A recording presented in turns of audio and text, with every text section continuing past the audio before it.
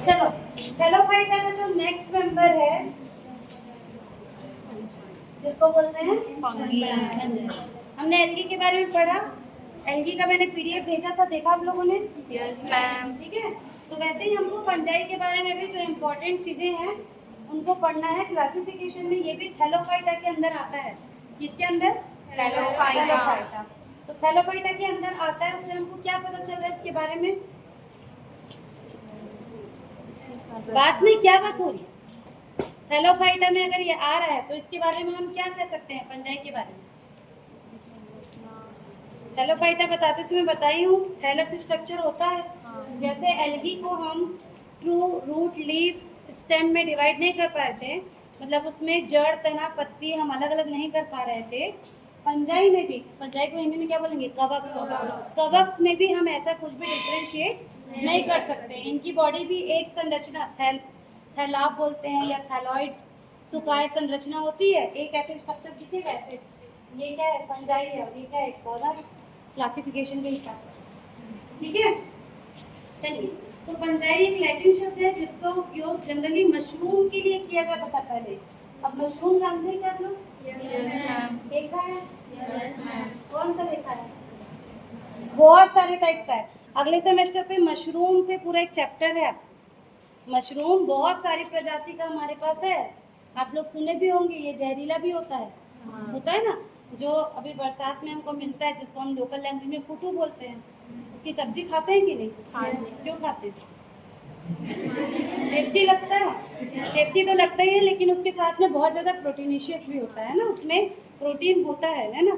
बहुत लोग उसको नहीं खाते क्योंकि उसको नॉनवेज टाइप का कंसिडर करते हैं, जैसे कटहल को भी करते हैं, है ना। कटहल को बहुत लोग नॉनवेज मानते हैं, है ना। वो अपनी अपनी श्रद्धा है, लेकिन है वो क्या? मशरूम क्या है? एक फंजाई है। तो सबसे पहले मशरूम के लिए ही वर्ड यूज किया गया था फंजाई, लेकिन मशरूम के अलावा भी और बहुत सारे ऐसे जीव हैं जिनको हम फंजाई या कवक के रूप में पढ़ते हैं। मशरूम बस उनका क्या है? एक साइड टॉपिक है, ठीक है, उसके अंदर ये आता है। तो लैटिन शब्द है जिसका उपयोग मशरूम को क्या बोलते हैं? छत्तकू के लिए किया जाता था, ठीक है। वर्तमान में कवक के फंगस शब्द ऐसे जीवों के लिए किया जाता है जो कि क्लोरोफिल रहित हैं। अब इसका क्या मतलब है? क्लोरोफिल नहीं पाया जाता। क्लोरोफिलस मतलब इनके अंदर क्लोरोफिल नहीं पाया जाता। अगर हम बोले क्लोरोफिल नहीं पाया जाएगा तो उससे क्या होगा? फोटोसिंथेसिस नहीं नहीं करेगा। करेगा। अब देखो, दोनों थैलोफाइटा के मेंबर हैं। आपका एल्गी भी थैलोफाइटा है, फंजाई भी थैलोफाइटा है। पर एल्गी जो था वो सबसे ज्यादा, पूरी दुनिया में सबसे ज्यादा जो प्रकाश संश्लेषण या फोटोसिंथेसिस करता है वो क्या है? एल्गी। और जस्ट उसके बाजू में फंजाई है जो कि फोटोसिंथेसिस नहीं करता। मतलब वो ऑटोट्रॉफ, स्वपोषी नहीं है। दूसरे के ऊपर डिपेंड रहेगा। किसके लिए? भोजन के लिए। तो फंजाई ऐसे जीवों को कहा जाता है जो क्लोरोफिल रहित है, न्यूक्लिएटेड है। इनके पास, सबके पास क्या मिलेगा? न्यूक्लियस, केंद्रक मिलेगा। इसका मतलब ये किसमें आएगा? प्रोकैरियोट में आएगा कि यूकैरियोट? यूकैरियोट। ठीक है। फिर ये होते हैं बीजाणुधारी, मतलब स्पोर बेरिंग। इनमें बहुत सारे क्या बनते हैं? स्पोर बनते हैं। एल्गी में भी बन रहे थे, हमने देखा था ना, जू स्पोर और ए प्लानोस्पोर या तो जू स्पोर जो चल सकते हैं। क्यों चल सकते हैं? फ्लैजिला। क्योंकि उनके पास फ्लैजिला या कशाभिकाएं थी। ए प्लानोस्पोर जो नहीं चल सकते, इनको हम अचल बोले थे। वैसे ही कंडीशन फंजाई के पास भी है। फंजाई को भी 5 ग्रुप में बांटते हैं। इसका क्लासिफिकेशन बताऊंगी तब बताऊंगी। उनमें जो लोअर वाले फंजाई हैं उनमें जनरली चल वाले, मतलब फ्लैजिला वाले स्पोर मिलते हैं, ठीक है। और जो हायर वाले हैं उनमें नहीं मिलते।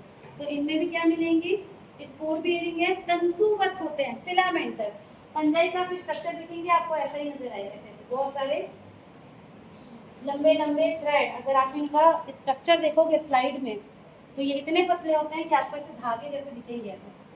और ये इतने पतले पतले धागे होते हैं कि एक एक आप बिल्कुल एक ऐसे सेपरेट नहीं कर पाओगे। ये एक साथ ऐसे मिक्स होकर जाल टाइप की संरचना बनाते हैं। सिंगल जो इसका तंतु रहता है इसको हाइफे कहते हैं, हाइफे। और जो ग्रुप में रहता है इसको कहते हैं माइसीलियम, ठीक है। इसी का अगर आप एक सिंगल निकालोगे तो इसको कहेंगे हाइफे। यही जब एक जगह पे अगर आप मान लीजिए कहीं पर से फंगस उठा के स्लाइड में रख के माइक्रोस्कोप में देखोगे तो आपको ऐसा नजर आएगा। ये तो ये क्या है? पूरा का पूरा उसका माइसीलियम है ना। इसको कवक जाल कहते हैं हिंदी में। क्या कहेंगे? कवक जाल। जरूरी नहीं है ऐसे ऐसे ही हो, ऐसे ऐसे ऐसे ऐसे जैसे भी ये रहेगा ऐसे। इनका एक एक अगर आप उठा के देखोगे तो एकदम ऐसे पतली धागेनुमा संरचना होगी, जिसको क्या कहेंगे, हाइब्रिड। इसको जब डिटेल में देखोगे तो किस तरह का नजर आता है, जैसे ये भी दो टाइप का नजर आएगा। एक जो रहता है एसेप्टेड, देखो ये जो बीच में बना हुआ है ना, इसको सेप्टा कहते हैं। सेप्टा मतलब पट, हिंदी में कहते हैं पट या सेप्टा, ठीक है। तो ये भी दो तरह के हो सकते हैं, एक हो सकते हैं सेप्टेड मतलब पट युक्त, ऐसे इनके अंदर एक एक न्यूक्लियस मिलेगा, कई में दो दो न्यूक्लियस भी मिलता है, मल्टी न्यूक्लियस बहुकेंद्रक भी हो सकता है। और जब इस कंडीशन में रहेगा जहाँ पर बीच में सेप्टा नहीं मिलेगा, तो यहाँ पर ये हमेशा एक साथ ऐसे बहुत सारे न्यूक्लियस केंद्रक इसके अंदर पाए जाते हैं, ठीक है। इसको साइनोसिटिक कहते हैं, अभी आगे बताएंगे, ठीक। तो क्या क्या डेफिनेशन हमने देखा है इनका, ये क्लोरोफिल रहित होते हैं, केंद्रक युक्त होते हैं, बीजाणुधारी होते हैं, तंतुवत मतलब फिलामेंटस होते हैं, शाखित होते हैं, ब्रांच भी होंगे।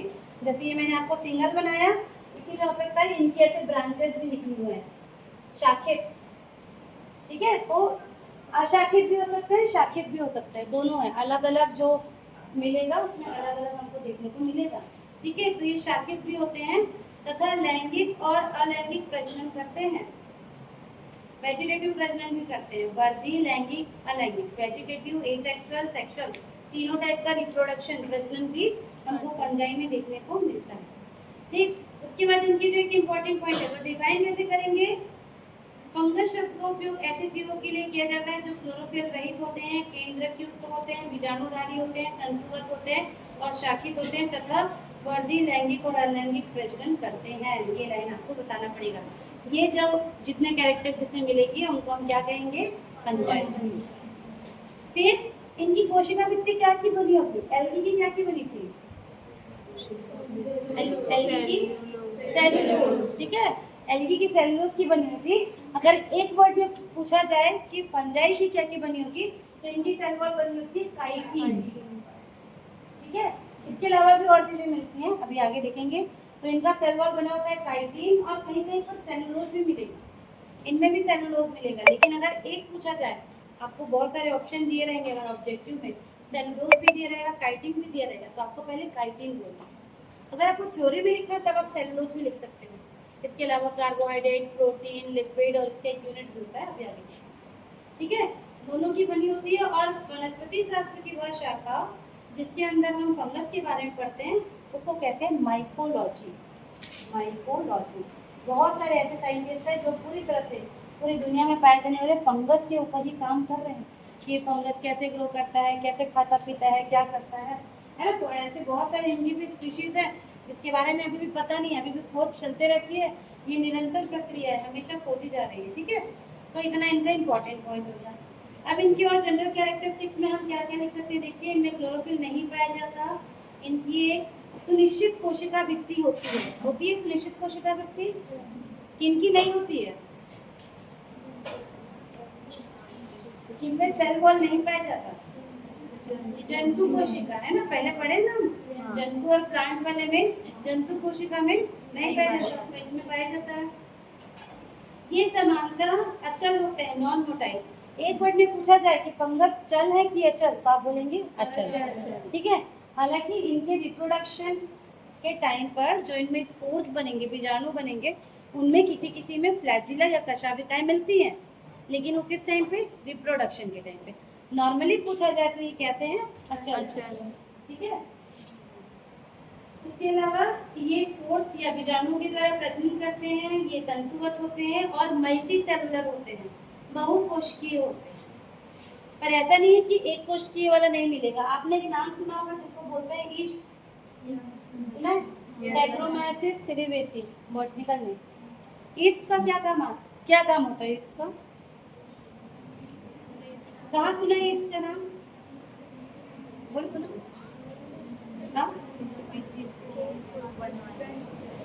बहुत सारे फर्मेंटेशन आते हैं ना, जहाँ पर आपको क्या उठाना पड़ता है, क्या बोलते हैं, खमीर, है ना।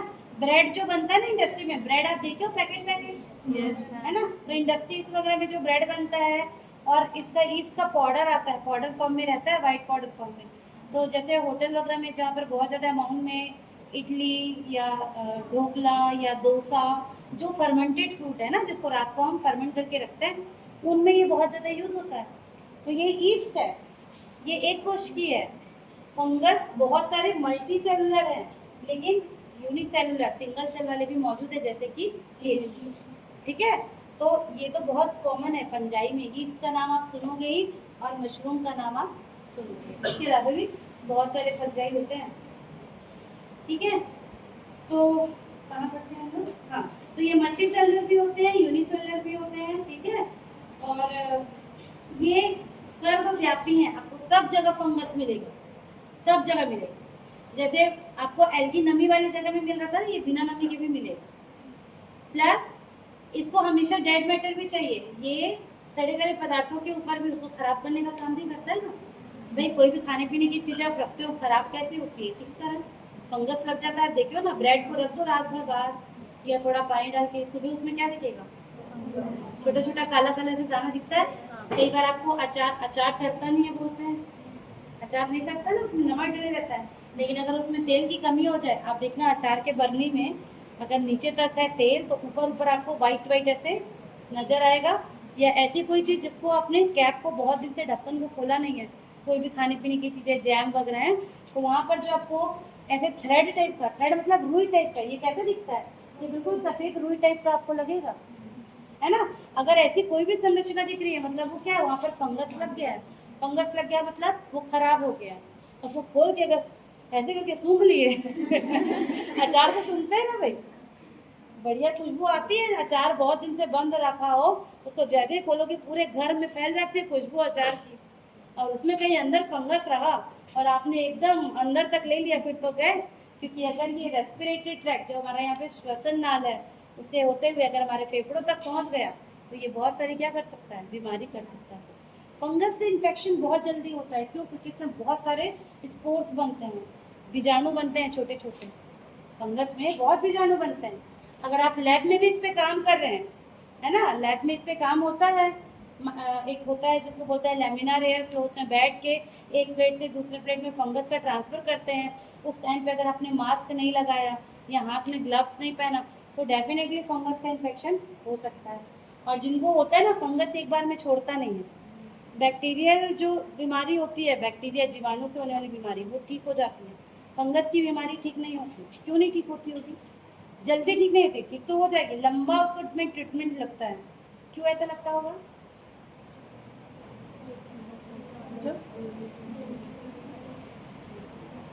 मेरे साथ एक मेरे सीनियर थे जो लैब में फंगस पे काम, मैंने बैक्टीरिया पे काम किया हुआ है, मेरे पीएचडी में मैंने बैक्टीरिया पे काम किया हुआ है। ठीक है, मेरे साथ एक जो थे मेरे सीनियर, उन्होंने फंगस पे काम किया हुआ।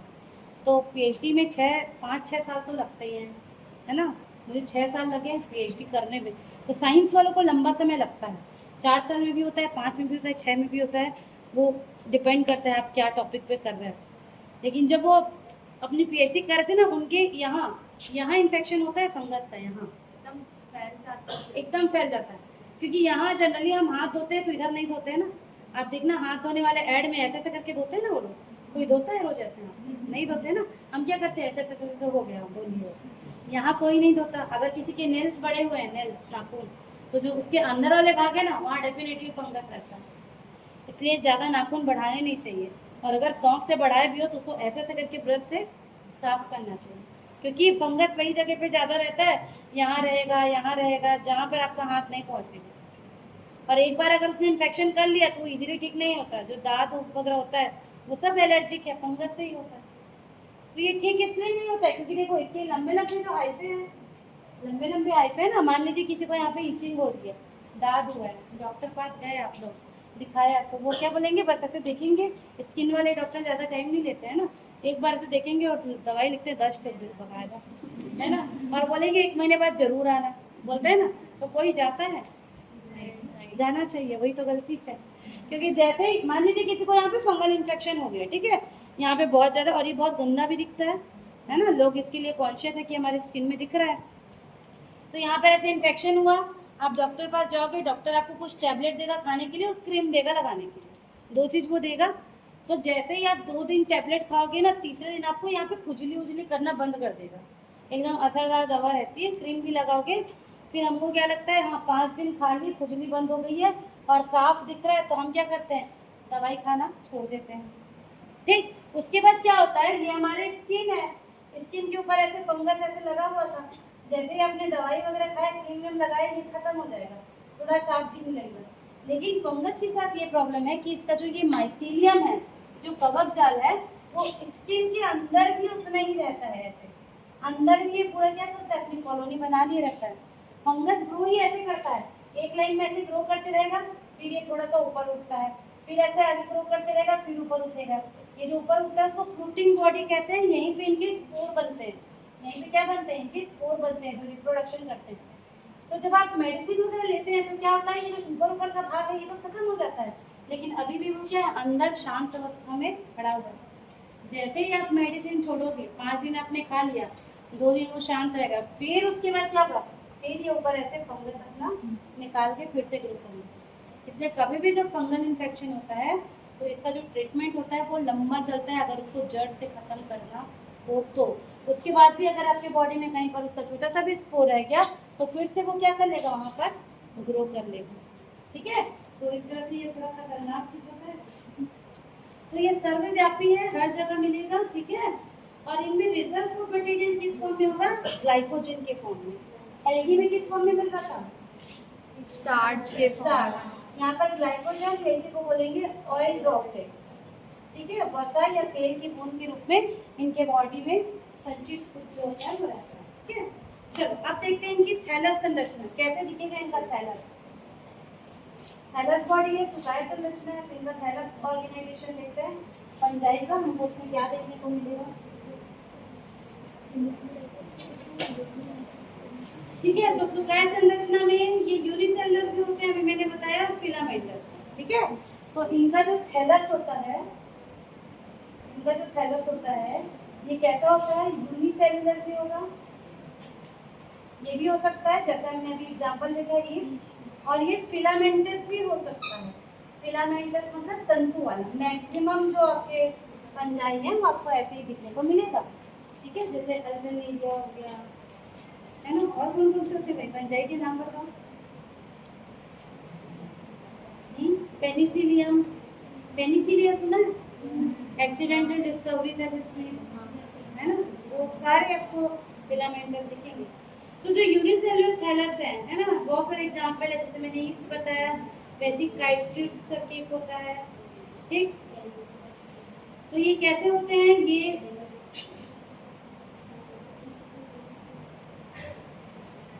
नॉन माइसीलियन होंगे, नॉन माइसीलियन, अकवकीय जाल लिखेंगे। ठीक है, नॉन माइसीलियन। इनका स्ट्रक्चर आपको कैसे दिखेगा, ऐसा सिंगल सेल। आपको ईस्ट ऐसा नजर आता है, ईस्ट जो है सैक्रोमाइसिस सेरेविसी ऐसा नजर आता है। नॉन माइसीलियन मतलब इसमें यूनिसेलुलर वाले में आपको ऐसे ऐसे ऐसे हाइफे नहीं नजर आएगा। फिलामेंटस में आपको इस तरह से हाइफे जो है वो नजर आएगा। ठीक है, यहाँ नजर आएगा, यहाँ नहीं आएगा। तो इनकी बॉडी कैसी होगी, सिंगल सिंगल सेल की संरचना होगी। और जब भी इनको प्रजनन करना होगा, जब भी इनको प्रजनन करना होगा तो ये पूरी की पूरी संरचना है वो किसमें बदल जाती है, प्रजनन अंग में बदल जाती है। ठीक है, इस टर्म को कहा जाता है क्या, होलोकार्पिक। इस टर्म को कहा जाता है होलोकार्पिक, होलोकार्पिक। हिंदी में इसको कहते हैं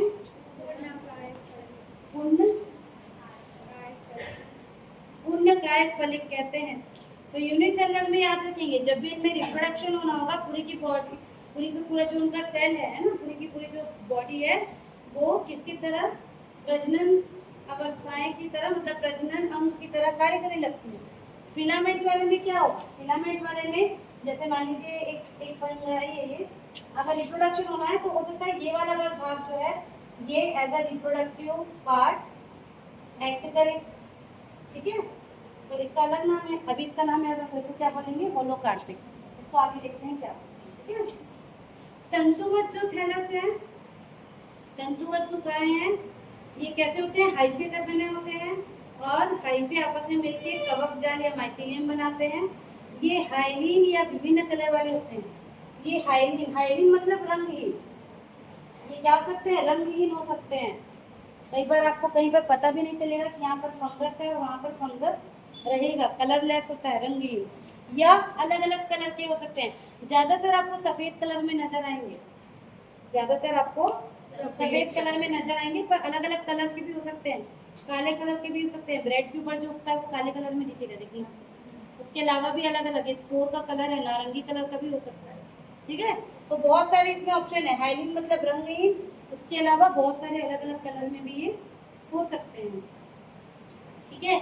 और कवक तंतु का जो व्यास होता है, डायमीटर, ये 0.5 माइक्रोन से 1 mm तक होता है, ठीक। इनमें ब्रांचिंग होती है, डाइकोटोमस ब्रांचिंग, इनमें ब्रांचिंग होगी। जैसे कैसे, डाइकोटोमस मतलब ऐसे चल रहा था, फिर ऐसे करके दो भाग में टूट जाएगा। द्विशाखित, एक जगह पहुंचने के बाद जब ये दो भाग में बढ़ता है, इसको कहते हैं द्विशाखित।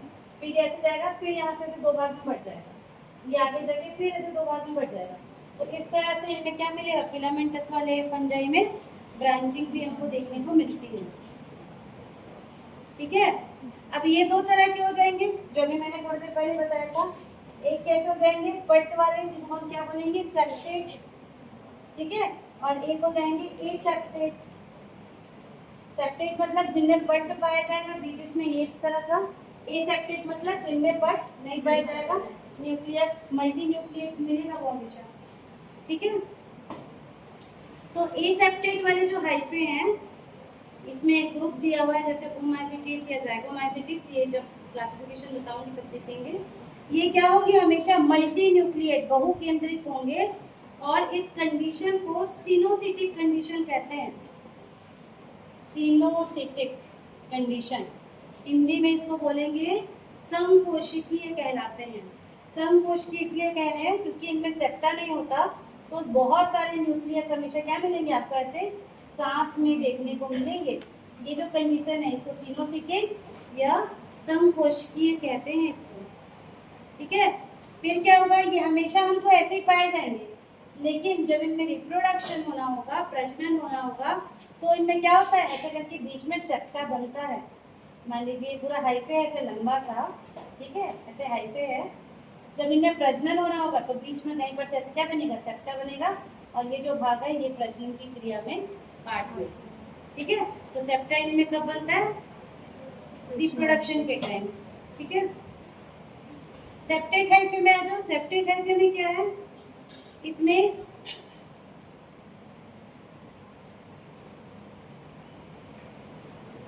टाइप दिए हुआ है, दो टाइप के, प्राइमरी और एडवेंटिशियस, छोड़ दो मत पढ़ो, बस सेप्टेट रहता है, ये याद रखो ना। सेप्टा रहेगा जिसमें एक एक न्यूक्लियस या कई बार मल्टी न्यूक्लियस, एक एक सेप्टा के अंदर ज्यादा न्यूक्लियस भी पाए जा सकते हैं ना, इतने पॉइंट में इसको याद, ठीक। चलो, थैलस हो गया। अब हम इसका स्ट्रक्चर देखते हैं, फंगल सेल के अंदर क्या क्या मिलेगा, ये फॉर्म में ये कैसा नजर आएगा वो देख रहे हैं। अब हमको ये देखना है कि इसके अंदर हमको क्या क्या देखने को मिलेगा, इसकी जो ये एक एक सेल है, इसके अंदर हमको क्या देखने को मिलेगा। तो सबसे पहले क्या देखने को मिलेगा, सेल वॉल, कोशिका भित्ति। तो कोशिका भित्ति के बारे में हमने क्या पढ़ा है, काइटिन की बनी होती, काइटिन की बनी होगी, ठीक है। और बताओ, कोशिका भित्ति का कार्य क्या है, सेल वॉल क्या में हेल्प करता है, सुरक्षा देगा, बाहर का जो पर्यावरण है उससे सुरक्षा कौन देता है, सेल वॉल देता है, ठीक है। और फंजाई में बहुत सारे जो एंजाइम हैं वो इसी सेल वॉल से जुड़े होते हैं, है ना। अंदर की तरफ इसमें बहुत सारे जो एंजाइम वगैरह मिलेंगे वो इसी सेल वॉल से क्या रहते हैं, जुड़े हुए रहते हैं, ठीक है। और क्या पॉइंट इसमें हम लिख सकते हैं, कोशिका भित्ति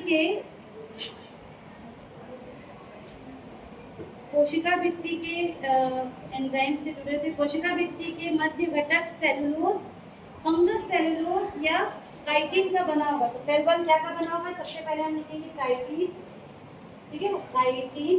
दूसरा हम यहाँ पे लिखेंगे फंगस, लेकिन सेलुलोज, और उसको क्या बोलते हैं, फंगस सेलुलोज, ठीक है। इनके अंदर जो सेलुलोज मिलेगा उसका नाम क्या है, फंगस सेलुलोज, ठीक है। इसके अलावा इनमें क्या मिलेगा, इनमें मिलेगा काइटिन का एक मोनोमर, जिसको कहेंगे एन एसिटाइल ग्लूकोसामाइड। यहाँ पर हमको मिलेगा एन एसिटाइल ग्लूकोसामाइड, ये क्या है? मोनोमर है। मोनोमर समझते हैं? मोनोमर और पॉलीमर पता है, बहुलक और एकलक। हाँ। ठीक है, तो ये एन एसिटल ग्लूकोसामाइन मोनोमर है, इसी का मिलके क्या बनता है? काइटिन बनता है। तो आपको वो वर्ड याद रखना है, ठीक है? एन एसिटल ग्लूकोसामाइन का बना होता है काइटिन। इसका फॉर्मूला भी दिया हुआ है ना, उसका जरूरी नहीं है। ठीक, इसके अलावा इनमें और क्या क्या मिलेगा? देखिए, इनमें पैक्टीन करके एक पदार्थ होता है, वो भी मिलेगा। पैक्टीन, पैक्टीन जो थोड़ा इसको टाइट करके रखता है, ठीक है? तो इनमें आपको पैक्टीन मिलेगा, प्रोटीन मिलेगा, लिपिड मिलेगा। और क्या मिलेगा? प्रोटीन और मिलेगा लिपिड। प्रोटीन समझते हैं ना, और लिपिड, ठीक है? इसके अलावा कैलोस, ये भी एक केमिकल है, कैलोस। और इसके अलावा खनिज पदार्थ, इतनी सारी चीजें उसके सेल वॉल में ही मिलेगी, इसमें कोशिका भित्ति में, ठीक है? ईस्ट एक एक्सेप्शन है। ईस्ट में क्या होगा? ईस्ट की कोशिका भित्ति में काइटिन की जगह मेनेन नाम का एक केमिकल उपस्थित होता है, मेनेन। इसमें क्या मिलेगा? मेनेन, ठीक है? ये सबसे सबसे छोटा स्ट्रक्चर है ना फंजाई का, तो इसमें काइटिन नहीं मिलती, क्या मिलता है? मेनेन नाम की चीज मिलती है, ठीक? चलिए, इसके अलावा इनमें सब चीज मिलेगा। क्या क्या मिलेगा बताओ? इनमें आपको गोल्जी बॉडी भी मिलेगी, जैसे एल्गी में देखे थे ना, क्या क्या मिल रहा था एल्गी में? क्या क्या मिल रहा था एल्गी में? Mitochondria, Golgi body, endoplasmic reticulum और सेंट्रियोल और न्यूक्लियस, ये सब चीज आपको फंगस में भी मिलेगा। तो जो एल्गी में पढ़े हैं, सिर्फ भी क्लोरोप्लास्ट मत लिखना गलती से, एल्गी से सेम सेम लिखना करके, है ना? यहाँ अगर क्लोरोप्लास्ट लिख दिए तो खेल खत्म। वहीं पे पूरा ऐसा काट देंगे और आपको जीरो पकड़ा दिया जाएगा। सब चीज में ही मिलेगा, सिर्फ यहाँ क्या नहीं मिलेगा? क्लोरोप्लास्ट नहीं मिलेगा, ठीक है?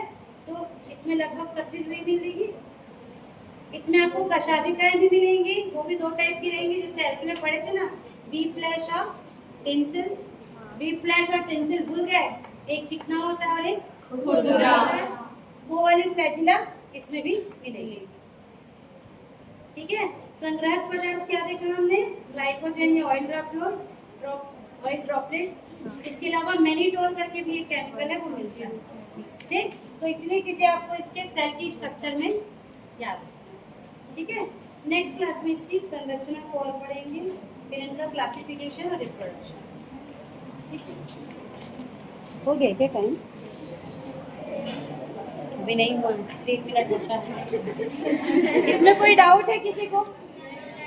देखो, थैलस, ओए बैठो, थैलस की संरचना और सेल की संरचना दोनों अलग अलग चीजें, समझ पा रहे हो ना? थैलस मतलब वो कैसा है? मल्टी सेलुलर की यूनिसेलुलर, और सेल की संरचना कोशिका मतलब उसके अंदर की बात कर रहे हैं। तो सेल वॉल जो सबसे आउटर है, उससे शुरू करते हुए अंदर की चीजों को पूरा बताना, ठीक? आगे का